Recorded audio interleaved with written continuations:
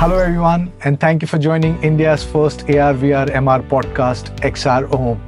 I'm your host Eddie Avil, and this platform was designed with a singular vision, and that vision is to shape India's AR VR MR growth story and to help you understand about this transformational technology which holds potential to change the way we live, work and play. Xrom is also a forum for Indian XR leaders, enthusiasts, influencers, and those first movers who have played a pivotal role in shaping India's XR industry. I'm really happy to have with me Caroline Stedman, who started with the production role at Boomtown Festival. She has also been a sound artist and music composer, co-founder of Have Camera Make Films, group head concept at Fountainhead Marketing, and is currently the senior creative partner XR studio at Hotstar. I hope you enjoy this conversation. Caroline, thank you for joining us. Pleasure to have you. Pleasure to be here. Yeah, so you have this insane career graph. Yeah, you've been basically it's more like a creative background, right? Mm-hmm. So what inspired you to move from a creative? First, I think we should talk about your creative background before your move. So tell us more about you. I mean, what you've been doing and how did you land up in India? I'm a massive geek and I've got a techie background. So Right. I started actually as a sound engineer. Right. And side by side, we were involved in putting on our own events, Right. club nights and Right. rave parties, Right. and crazy stuff. This is back in UK, obviously. Back right? in the UK. Right. Right. And I started from the ground up, from Right. pushing flight cases onto lorries, Lovely. and then did my degree in audio engineering. Right. So I've always been very interested in how we can create experiences. Right. So back then it was creating the experience of setting up the sound system and Right. giving everyone a lovely amount of bass and just seeing the joy that gave people. Yeah. It's like, it's the biggest buzz working Right. in events.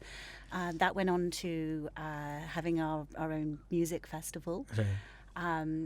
Which is still going strong. It started off with a few hundred people, and now they're in like 60,000, 70,000 people. So And what's the kind of bands which electronic music, reggae music, lovely. just really the best of what the UK scene has to Right, offer. right. So I'm immensely proud of what they've done at Boomtown. Wow. And a lot of the same group of people, we would do stuff for other festivals, Right. stuff for Glastonbury Festival. Right. Stuff for, I mean, the UK has a fantastic festival scene. And so we were creating kind of theatrical experiences which were in a very big way immersive. Right. So there was one thing we created. It was like a dentist's chair that we turned into a machine that conceptually extracted your brain and put it into the embryo of a new baby. Obviously, it didn't really do that. And we had actors dressed up as nurses and doctors that Right. would get the festival going public and strap them into this chair, and then this helmet would come down over their head which had video screens and speakers, and they'd be completely immersed within this experience. Right. So I guess that was the very beginning. And you designed the experience? Me and a team of Lovely. artists Lovely. and technicians. Right. It wasn't a VR helmet Right. at all, but Right. the idea was that you were completely immersing someone in an experience, that going to an event and making somebody part of what they're experiencing, Right. part of the whole experience, as well as, they're actively participating rather than just being observers or onlookers. So then you get kind of carried away by the fantasy and the dream, and that's very much what led me into virtual reality, and why I fell in love with it as a medium, because it communicates on that very, very deep emotional level, or it has the power to do that. That's just where magic's created. Yeah, I think that it's now I understand why the transition's been seamless, because anyway you were building experiences, and now you've got this medium where you can actually put a human into an experience, So yeah, cool. When you landed over here in India, you were part of Fountainhead, right? Yes. And what was your role at Fountainhead? So it was a creative concept. Right. So coming up with ideas. Right, Could be right. coming up with a theme. Yeah. But because I had the technical background, I Right. gravitated towards using immersive technology, emerging technologies in terms of projection, tracking. Right. So not just VR and AR, but Right. everything to do with tech. Did the role require you to push AR, VR, or this was your initiative which you kind of put it to Fountainhead, said, okay, this is the future and this is what needs to be done? Actually, we have I say we, I'm not part of the group anymore. Fountainhead have an in-house team led by a very fantastic man called Apar, who you should also interview. And so he has a team of developers and designers, and then I went from the pure creative team and joined his team as the creative member of the team to come up with ideas. So a lot of stuff that a lot of event agencies would go outside for, they do in-house. So if they decide they want to make a VR escape room game, I would write how the game will be, the progression through the game, the artist, he would design what it looks like, the developer would do all the code, Apar would oversee the whole thing. And so it was kind of a joint effort, really. It wasn't something that I was leading, I was the creative part of it. Can you share any of the experiences which you did with Fountainhead? And some. Yeah, so one of our main clients, they were one of the brand sponsors for TEDx. So we did a lot of immersive stuff for them as a way of communicating. So they're a large group. I'm sure I can mention who it is, but I'll keep it vague. They are a large group with very, very diverse business range. So we needed to show how they were present in every area of your life. So we came up with a VR game where you're on a cycle and you're going around a city, kind of Subway Surfer style. And as you go around the city, you're picking up different products. So it could be mobile phones, bags of cement, it could be any of their kind of product lines, and you're picking up Subway Surfer style, but you're actually cycling on a physical bike with the VR headset on. Oh, so everything was tracked? Everything was tracked, wow. Yes. Nice. Yes. Nice. Lovely. And things like bringing 2D branding to life with AR. That was another nice thing that we did, where you'd hold up the phone, and we created our own app. So one of the challenges faced by event companies is getting stuff approved in the App Store. It's like quite a lengthy process to get, whether it's on Apple, whether it's on Google Play, you have to submit your app and get it approved. And if there's an event happening, often there isn't the time to do that. So you're making your own apps and using your own devices, things like that. Let's talk about the entertainment. How do you think AR, VR, MR will impact the entertainment business? I think it's already impacting it. There's a lot of talk about how the major use cases and ROI is happening in enterprise. And there's quite a few theories floating around in the industry that actually this is the case for now, but entertainment's going to overtake that in the future. I can't say whether it will, but I think it's certainly going to level up. Main challenge is obviously the hardware availability, and the market being ready to accept it. That said, it's going to happen again fairly quickly when we see AR glasses already released by Unreal, Apple, the big enigma of what Apple's doing. It's only a matter of time before that happens. And when that does happen, the creative uses are going to explode. Also, if we look at location-based entertainment, when you see your voids, if you look in China, we have this huge LBE theme park that's opened up in China. And over here we have our Smash and small little things happening in shopping centres, malls. I see that that's going to increase more. Certainly on the experiential side, film launches and show launches, things like that will use VR. But one thing that's really going to drive it is there'll be this intersection between gaming and content. So if we look at what Netflix has done very recently with Stranger Things, they had a narrative-based game attached to Stranger Things, and they announced around the same time as the Harry Potter AR came out that they're doing a Stranger Things AR. So this way of consuming content and interacting with content, the lines are going to become very, very blurred. You won't just be watching something, you'll be playing along with it. And if you look at what Hotstar have done with IPL, we had watch and play. So there was no need to leave the app to talk on social. We had the social feed. And then you could also play along and say, okay, I think this guy's going to hit a 4. Am I right? Am I wrong? There's a little gratification if you then leaderboards and things like that. So you're not just passively consuming content, you're engaging with it. You know, what if we could do that with soap operas? What's going to happen Right. next? We're seeing things like Bandersnatch, where you get to Yeah. choose what your character Yeah. does next. Right. And based on that hugely popular, I remember having adventure books where you could go to page 53 if you want Right. this to happen to your character or this to happen. Mm. So when you take that off the printed page, when you even take that away from your TV remotes, when you get to that point where you are a character and you're immersed in the world, like, Right. are you watching content or are you playing a game? Right. That's a very interesting thing that you said. So I have a small boy. He's like 4 years old, and just last night I was just narrating him a story, and I gave him the freedom to choose between important decisions, like what would you do, you know, if you are in that situation. So I guess VR is gonna be that.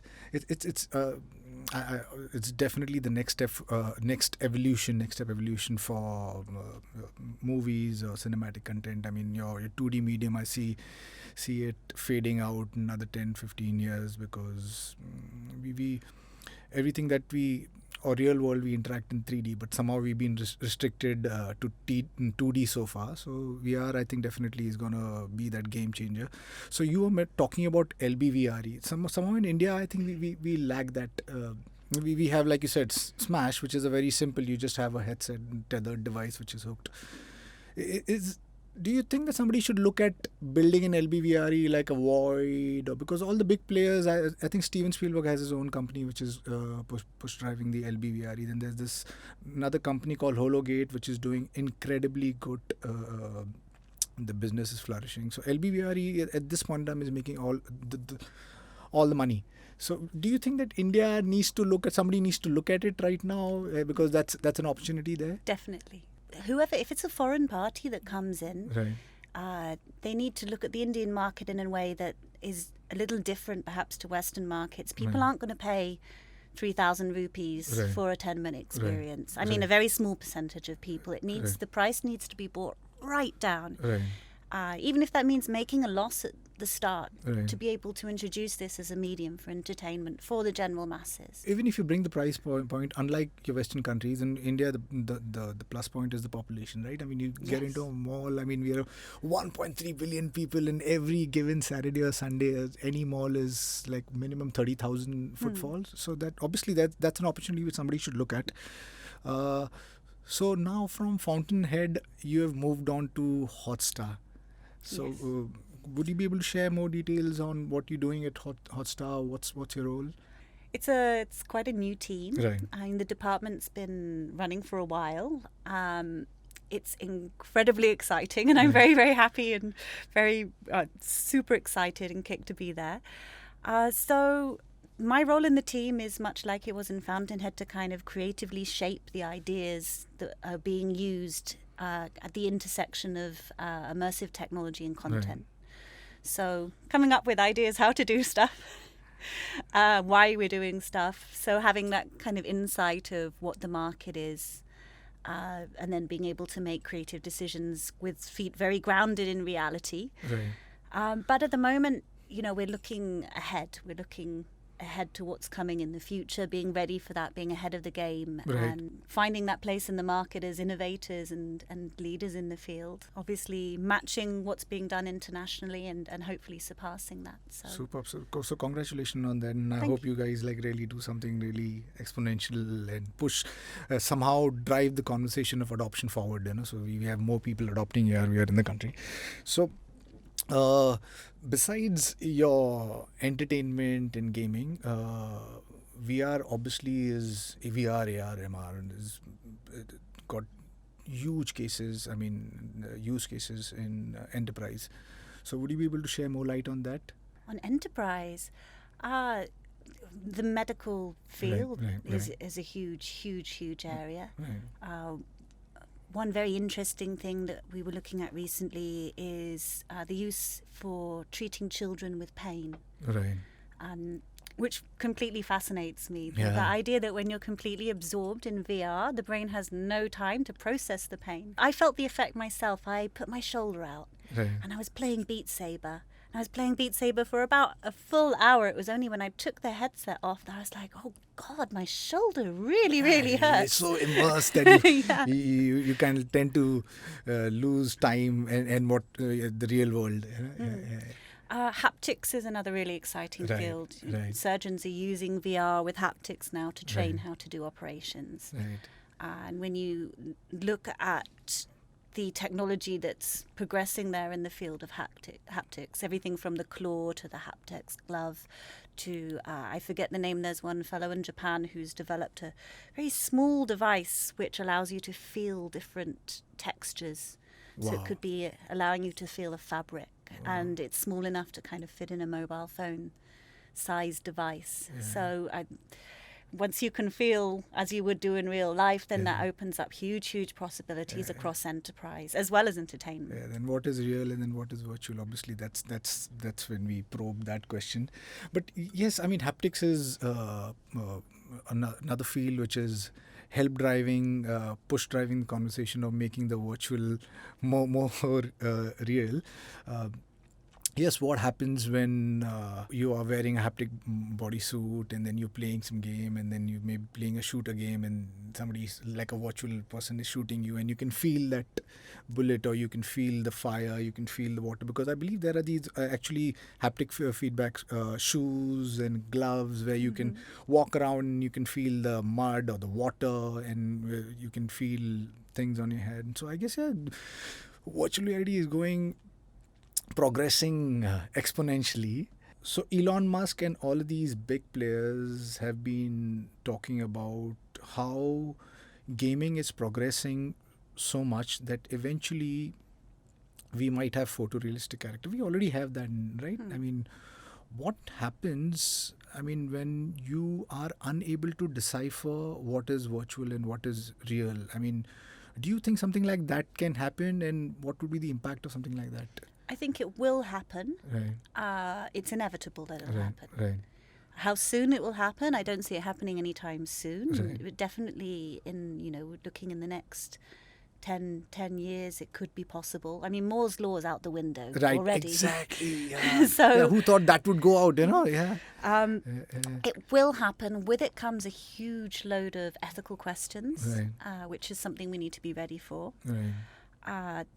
Then there's also the use cases. So I was reading an interesting article about digital integration and digital distinction. So Right. when we get to this point where we can't distinguish reality from what we've created, Right. it's been labeled as digital integration.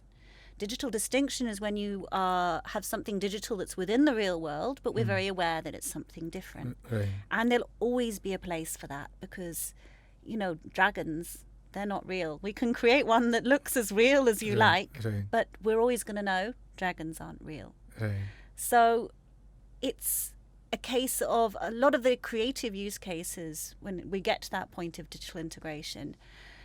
It's not going to really matter that it's so photorealistic and it feels so real because we still know it's not.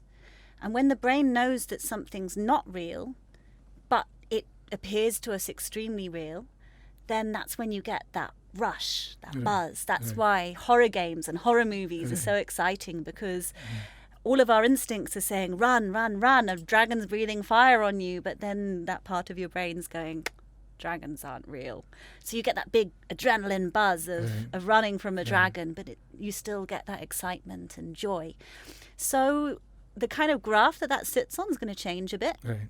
So terrifying experiences might cross over from being fun, terrifying experiences to genuinely terrifying for Right. some people. Right. Definitely that's going to affect children playing computer games. Right.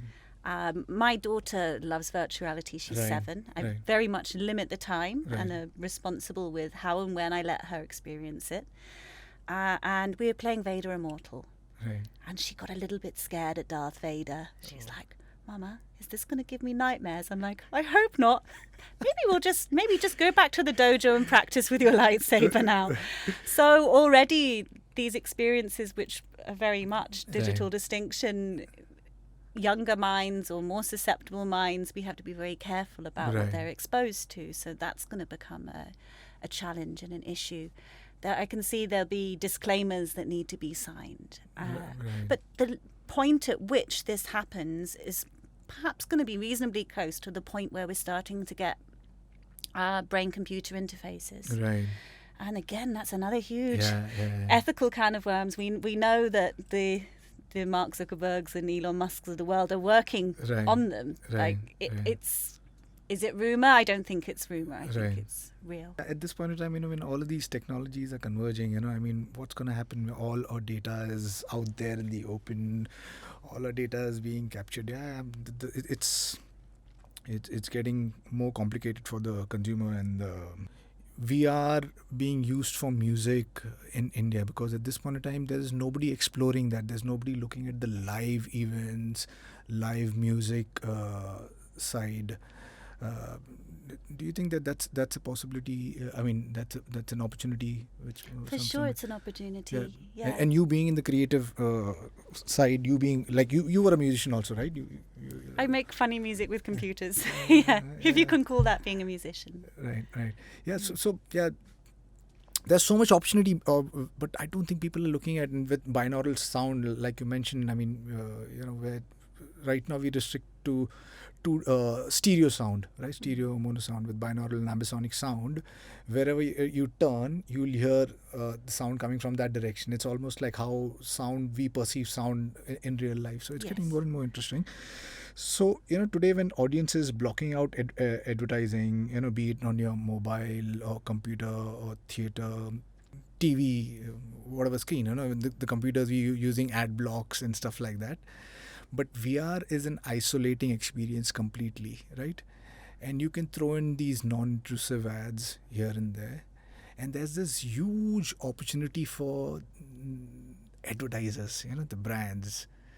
Do you think that the advertising, the brands, the agencies need to wake up and smell the coffee and realize that there's this huge opportunity over there where you can actually capture your heat map data where you're looking at and stuff like that, so you know that your audience was looking at that ad? Also, you want to share some more? I think there's huge opportunities for brands. Right. Certainly coming from the field of events, the challenge is persuading them it's not a gimmick. Right. This is a problem that I often had, where you would go to a brand, you would pitch them an idea for something in VR. Oh, no, we've done that. What's next? Yeah. And when they say we've done that, they've done something with Google Cardboard that went out to 500 people. It maybe didn't get much traction. Right. And they're like, okay, been there, done that. What's next? What's new? Okay, brain-computer interfaces. Should we give you that? Sorry, not available yet. You have to wait. So they need to look at it in a fresh light, to be able to see the opportunities that are there. And certainly when you're looking at things like 180 video, and you can insert AR ads and banners into arenas that can change and different things like that. There's loads of different ways. And then there's doing it in a subtle way, like we did at the TEDx event, where the gameplay is introducing the product. So product placement in a way. Right. But in India, and it's very much more so in India than everywhere else I've lived and worked, which isn't a huge part of the world, but brands sponsor everything here. I feel it sucks the soul and life out of creativity and the vibe that you get at events. The festival I used to work for, they had no sponsors. The whole thing was done completely on, ticket sales and money generated from the event itself. They didn't have a Jack Daniel's sponsoring this or Bacardi sponsoring this. And the stage was about the creative idea of the stage and not about an alcohol brand being splashed across.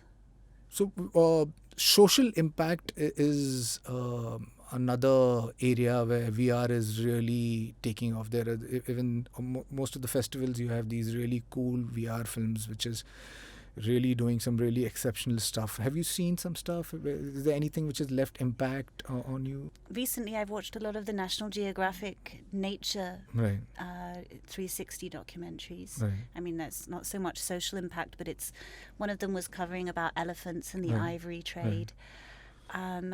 I watched one the other day about a oil spill disaster, as told from the perspective of the local people in a remote community that were affected by it, Nice. who gained their living from the water, and all of a sudden that was cut off from them. I think the thing with social impact VR, it has huge potential because it has that ability to connect with people in that deep emotional level. You can really put people in the shoes of others. Right. There was a film that was made by a lady in Europe about unwanted pregnancy, Right. where within VR you experienced what it was like to be to have an unwanted right, pregnancy, to hopefully change ideas about abortion. Right. So, and it won a lot of awards, and a lot of people, they didn't even need to see it. Just the idea of it Right. changed people's minds or affected them. It produced a reaction in some way and got everyone talking about the subject. So that's another power that it has, is to get the conversation started, even if a very small number of people. There was another one called The Key that won awards in Tribeca Right. about refugees. And it wasn't directly about refugees, as far as I understand. I mean, I've not seen it, so all I can do is talk about it.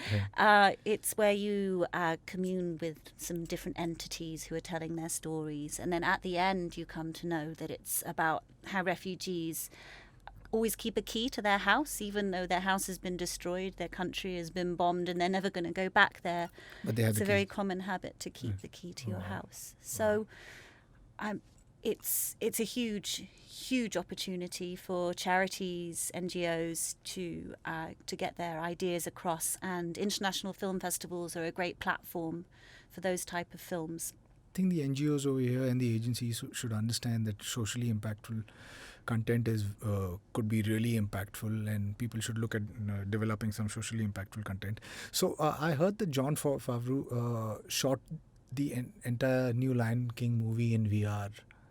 So do you think that VR can disrupt cinema or your conventional 2D filmmaking? Do you think? Already being quite widely used in Hollywood. Right. It'll be a matter of time before we hear about it happening in Bollywood.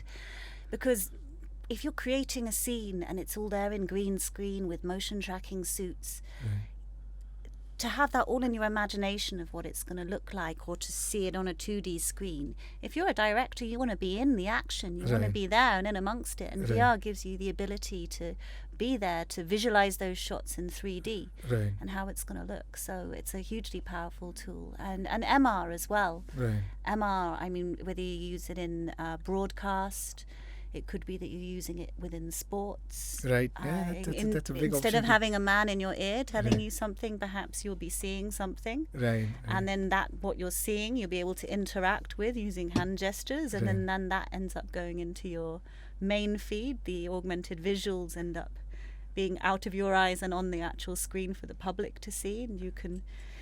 So it'll really make the ability to put out lots of live content huge, much more fast than we can do now, with much more statistics and facts, because everything will be there. Artificial intelligence will come into play, Right. contextual Completely. tracking, semantics. So is there anything that you can share about what you guys are doing right now with Hotstar? Because sports is obviously like one of the biggest, it's religion over here in India, and Yes. and you guys were one of the first movers with covering IPL in VR. Yes. So is there anything that you can share about what you guys are doing with? We covered IPL in VR, well, I mean in 360. Right.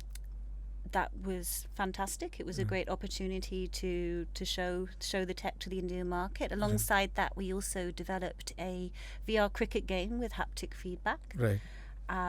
which was quite good fun. So that was when we had the live bowls going on, they were emulated in VR in cricket, so that either the public or presenters, celebrities could then experience the live bowls in VR and actually play with the bat with haptics. Just a couple of days, Harsha Kikri was here, and he's got this motion feedback suit, motion control and haptic feedback suit, and that's a brilliant use case. I mean, for training. Just imagine, I mean, with the suit, you're training, and then all your body feedback is being captured, and you can view it, and a mentor can tell you, okay, no, this is not the right position to bowl or whatever. So you guys should connect, because he's a brilliant guy. He's doing some Definitely really cool put us in touch. Yeah. yeah, he's doing That'd some be brilliant great. stuff, with specifically in the sports section. So you have a baby girl, right? And education, I think, is like a big impact. Have you heard about this company called Wonderscope AR?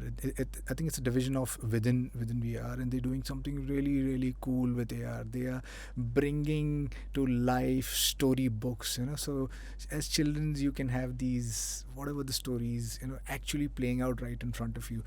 Gamifying education is the next big thing. Your views on it? Can you share something? If you make something interactive, you're Right. more likely to learn it, whether you're a Right. child, whether you're an adult. Right. So, it's a no-brainer. Right. Yes, it should happen. And there's a huge feeling among parents about screen time is bad, too much screen time is bad, phone addiction. When I give my child the phone to play with, which is generally only when we're out at a boring Right. place for Right. kids, that's fun for adults, Right. bad for Right. kids, it's banned Right. in the house. Right. The games that she plays, they're helping her motor skills. They're Right. teaching her about baking a cake. Right.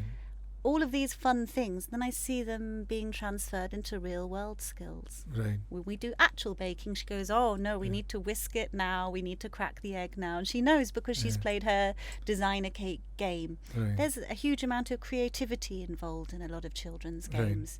Putting that in the formal setting of a school, I don't have any problem with that. Right. As long as we remember there is a real world. Right. The virtual teaches us what to do in the real. Right. My obsession with Beat Saber has definitely improved my driving reaction times. I think I'm a safer driver because once you develop that skill in the virtual world, you can bring it into the real and improve a lot. Just, I think last night I was on your LinkedIn page and I was reading this article about yours where you wrote about OpenXR, right? So Yes. I am of the view that eventually your AR, VR, MR obviously is going to converge. The people at this point in time are conveniently push driving either AR or VR or MR and then say, oh, AR is the next big thing or VR is the next big thing. I mean, it's the same thing. It's one and the same thing. Eventually it's going to converge. Though right now, it's a problem where you can't port stuff from yours. So your views, your article was very interesting. Could you talk more about OpenXR? OpenXR is a wonderful thing. Right. But the thing that's wonderful about it is really the point in case. It's about the whole industry uniting together and agreeing on systems that are going to allow the industry to be driven forwards. A profit-based system is always going to have that there's competition and there should be competing systems and protocols and computer languages, SDKs, but having something that can make all devices talk to all programs that are written, it's only something that's going to aid the industry. And because the industry has been that difficult to take off, we face so many challenges. I think that something like this can kickstart the industry and drive it forwards. Right. And it has support from all of the major players. It has support from all of the companies that are each other's direct competitors. So I think the industry is maybe waking up a little bit and going, we need to kind of pull together a little Right, bit right. instead of fight against each Exactly, other. We yeah. need to, there's been a lot of talk about Oculus's walled garden and their very stringent processes for allowing apps on their platform. It's also extremely easy to sideload and hack your way into their device. So, there's that argument that if you really want to do it, you can. And Right. I do understand their want for quality. I do understand their want for attracting consumers to their platform and away from the other platforms. But still, there needs to be that little bit of solidarity that we have together. Right. What are your views on the present situation of AR, VR, and how do you see the future of AR, VR? In India, we have a tendency to be a little bit behind. Right. Right. Which isn't necessarily our fault. Yeah. I think that some of the large manufacturers need to think of releasing in India and not just focusing on, the Asian markets are huge. Right, So right. why is it always everyone in the UK and the US that gets stuff first? Right. Why do we have such huge import taxes for, Right. there's lots of reasons why, but prices have to go down. Only Yeah. when prices go down for hardware will things kick off. We need to be bold in terms of making the content. Right. There's a lot spoken about the chicken and egg. People aren't buying devices because there's not enough content. People Right. aren't making content because there's no audience, because no one owns devices. Right. So Yeah. large content producers need to be bold and start making the content now. Even if the audiences are small, only Right. then will the audiences grow. As to where it's going to go in the future, those are the dependent factors. The sooner that happens, the sooner it'll explode. But undoubtedly, it's going to explode more. It's going to become part of everyday life. Right. Already, Google Maps, mobile phones, all of these things we take for granted. I'm of the age I remember before mobile phones. I remember the London A to Z book that we used to look in and to get around. Like, who could imagine that now we'd be there with the device Right, doing right, it? So right.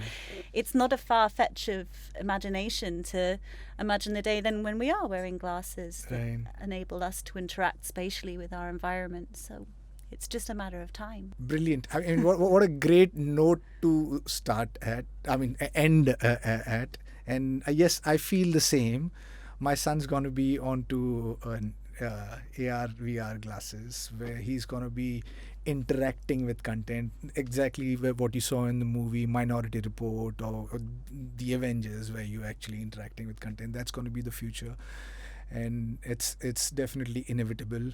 I would suggest you guys to look up, understand this coming future, because if you take the information is knowledge, and you'll get more aware about it and how to deal with it. So thank you for joining us, and thank you, Caroline, for Thank you. being Thank you. part of the podcast. And we're going to see you guys next time. Cheers. See ya.